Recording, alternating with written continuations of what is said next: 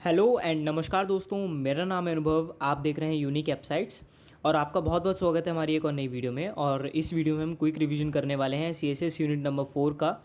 और इस यूनिट का नाम है बेसिक क्रिप्टोग्राफी। तो चलिए शुरू करते हैं बिना किसी देरी के।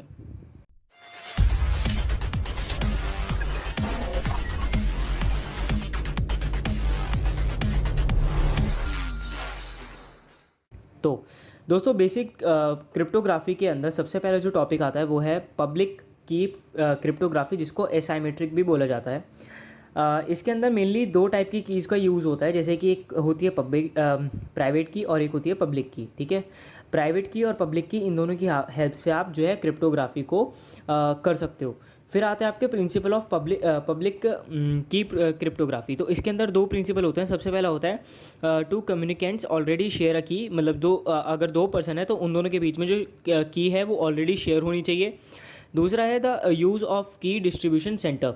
जो यूज़ है की का वो डिस्ट्रीब्यूशन सेंटर के थ्रू ही होना चाहिए, नहीं तो ऑथेंटिसिटी जो है की वो पता ही नहीं चलेगी।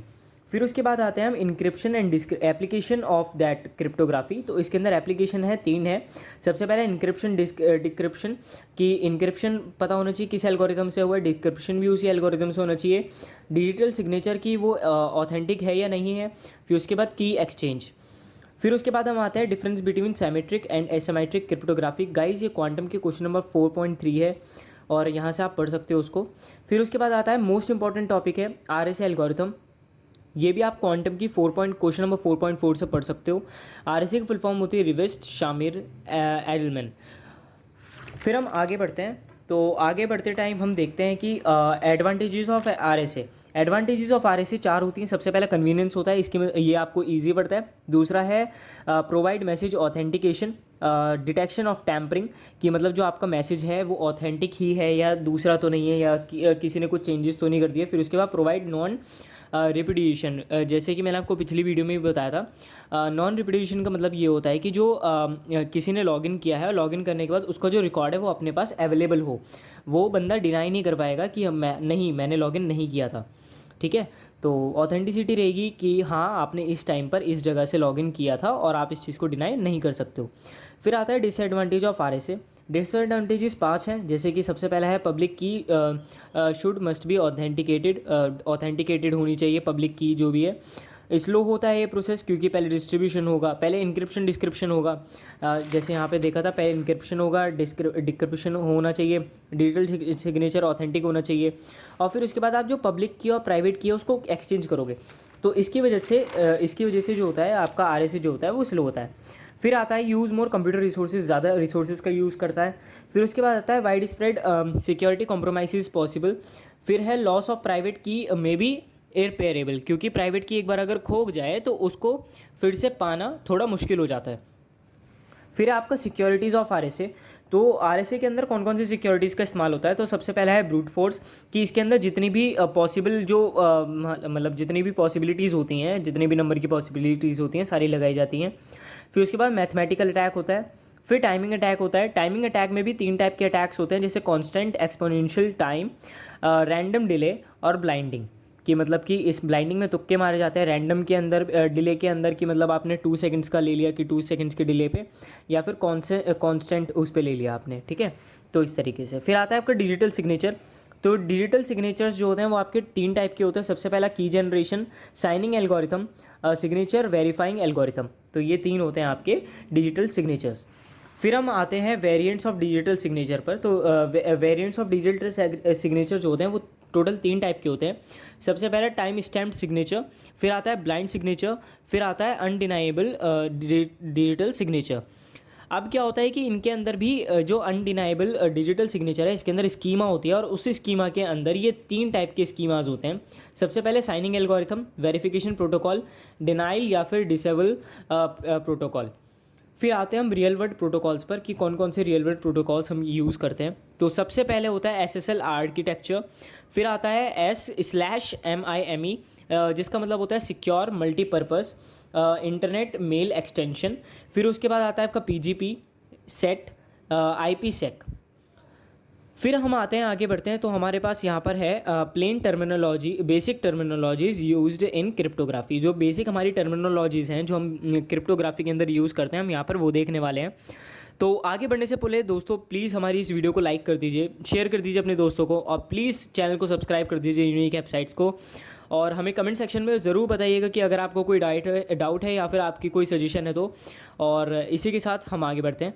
तो यहाँ पर है आपका प्लेन टेक्स्ट है। सबसे पहले जो टर्मिनोलॉजी है प्लेन टेक्स्ट की, दोस्तों यहाँ पर टोटल 13 थे, लेकिन मैंने 11 सेलेक्ट करे हैं क्योंकि यहाँ पे आपको लर्न करने में इजी होनी चाहिए। और ये ऐसी टर्म्स हैं कि अगर आप कुछ तो इसमें से आपने पढ़ी हुई होंगी और कुछ आप याद कर सकते हैं इजीली। जैसे प्लेन टेक्स्ट, आप प्लेन टेक्स्ट है, दूसरा साइफर टेक्स्ट है। साइफर टेक्स्ट का आप साइफर भी लिख सकते हो, मतलब लिख सकते नहीं हो, ये भी एक डिफरेंट है, मतलब साइफर टेक्स्ट अलग चीज़ है और साइफर अलग चीज़ है। तो साइफर टेक्स्ट, साइफर, की, एनकोडिंग लिख सकते हो, या फिर इंक्रिप्शन लिख सकते हो, डिकोडिंग लिख सकते हो, डिस्क्रिप्शन लिख सकते हो, फिर code, substitution, transposition, block cipher, stream cipher. तो ये थे 11 जो टर्मिनोलॉजीज जो आपको क्रिप्टोग्राफी के अंदर बेसिकली यूज़ की जाती हैं। फिर हम आगे बढ़ते हैं। तो आगे बढ़ते टाइम हमारे पास आती है TLS का मतलब होता है ट्रांसपोर्ट लेयर सिक्योरिटी। जब आपका ट्रांसपोर्ट हो रहा हो किसी भी डेटा का या फिर से कीज़ का, तो उस टाइम पर जो सिक्योरिटी लेयर काम करती है तो उसे TLS बोलते हैं। फिर आता है आपका प्रोटोकॉल TLS, कि TLS के प्रोटोकॉल्स जो TLS के अंदर यूज़ किए जाते हैं वो कौन कौन से प्रोटोकॉल होते हैं। तो टोटल 2 टाइप के प्रोटोकॉल्स यूज़ किए जाते हैं। सबसे पहला होता है TLS हैंडशेक प्रोटोकॉल और दूसरा होता है TLS रिकॉर्ड प्रोटोकॉल। इसके बाद हम जंप करते हैं कंपोनेंट्स ऑफ TLS। तो TLS के जो हैं टोटल 3 कंपोनेंट्स होते हैं। सबसे पहला इंक्रिप्शन, कि आपका जो डेटा है या आपकी जो कीज़ है वो इंक्रिप्ट होनी चाहिए एक अलग एल्गोरिथम से। फिर उसके बाद उनके ऑथेंटिकेशन, कि हाँ आपने जो किया है वो आपकी ही कीज़ हैं, किसी और की कीज़ नहीं है, या टैम्परिंग नहीं हुई है कीज़ के साथ, ऑथेंटिकेशन होनी चाहिए। और उसके बाद इंटीग्रिटी होनी चाहिए, कि पूरा जो सिस्टम है वो एक दूसरे से बंधा हुआ हो, उसके अंदर कोई भी दिक्कत नहीं हो। फिर हम आते हैं SSL के ऊपर। SSL की फुल फॉर्म होती है सिक्योर सॉकेट्स लेयर इंक्रिप्शन।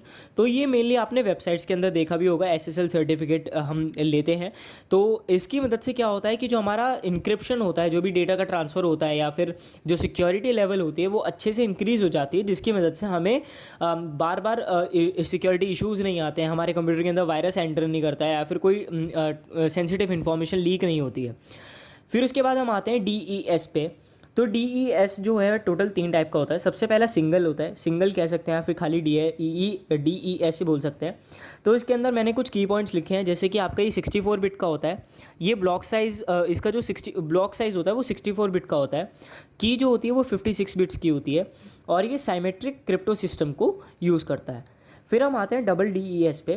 तो डबल DES के अंदर 112 बिट कीज़ होती हैं, और ये 2 to the power 56 level security को यूज़ करता है। ट्रिपल DES के अंदर जो नंबर ऑफ़ लेयर्स होती हैं वो 3 होती हैं। दोस्तों इसी के साथ हमारी जो ये जो हमारी यूनिट थी, यूनिट नंबर 4 का क्विक रिवीजन कंप्लीट होता है। और दोस्तों आगे बढ़ने से पहले मैं आपको एक चीज़ बता दूं कि अब आपको एग्ज़ाम के लिए क्या क्या ध्यान रखना है। तो सबसे पहले मोस्ट इंपॉर्टेंट थिंग, आप 2 मार्कर्स ज़रूर करके जाइएगा, 2 मार्कर्स छोड़िएगा नहीं। क्वांटम के अंदर गिवन है, क्वांटम का लिंक मैं डिस्क्रिप्शन में दे दूँगा, आपके पास होगी भी, आपने या फिर हमारे टेलीग्राम चैनल से ले ली होगी, या फिर मैं आपको डिस्क्रिप्शन में भी लिंक दे दूँगा। साथ ही साथ दोस्तों प्रीवियस ईयर क्वेश्चन को एक बार देख के जाना, प्रीवियस ईयर पेपर्स को एक बार देख के जाना, और अगर पॉसिबल हो तो आप ज़्यादा से ज़्यादा सिलेबस कवर करने की कोशिश करना। और दोस्तों एक बात और, आप हैंड राइटिंग अपनी क्लियर रखना। हैंड राइटिंग जितनी ज़्यादा क्लियर होगी उतना ज़्यादा आप अट्रैक्ट कर पाओगे एग्जामिनर को अपनी तरफ। साथ ही साथ राइटिंग के बाद सबसे पहले राइटिंग, सेकंड थिंग, आप जितनी भी 32 शीट्स आती हैं आप कोशिश कीजिए आप 32 की 32 शीट्स अटैम्प्ट करें, सारी की सारी शीट्स अटैम्प्ट करें, प्लस सारे के सारे क्वेश्चंस अटैम्प्ट करें, क्योंकि ये सबसे ज़्यादा इंपॉर्टेंट चीज़ है।